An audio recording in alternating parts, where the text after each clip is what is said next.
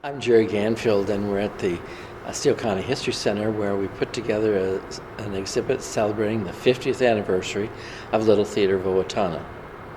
There were three of us on the committee, and working with the executive secretary, Sharon Stark, who's been with the organizations for all those 50 years, we put together an exhibit that talks about this 50th year, where they've taken one play from each of the 5 decades and have repeated it, plus added another play this year.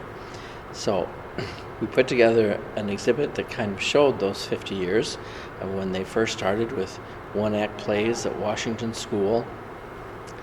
And one of the driving forces in the group was Vita Alexander, who directed the first play, Three Men on a Horse. And she was a dynamic individual, and one of my favorite pictures in the display is of her showing the men in Guys and Dolls how to shoot craps, because most of them didn't know how, and she was quite a dynamic and social individual. I personally got to know her because she liked to give parties in conjunction with plays, and even when she was no longer directing, and supported the theater and was always concerned about how it was going. And over those 50 years, the community has put on 201 plays under 57 different directors.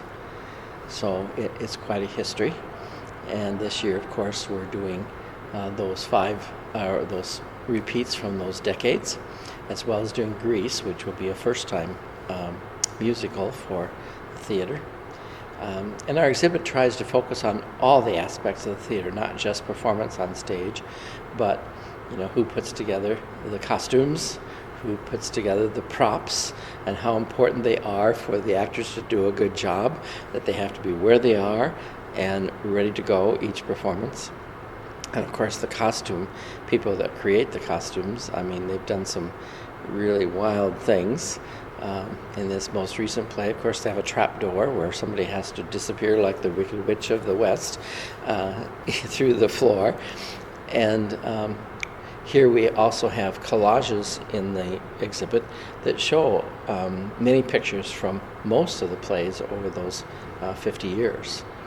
And we have part of the exhibit, we have a recent script which was signed by the author and given to the director, Craig Berg, who is going to be the director of Grease in the spring.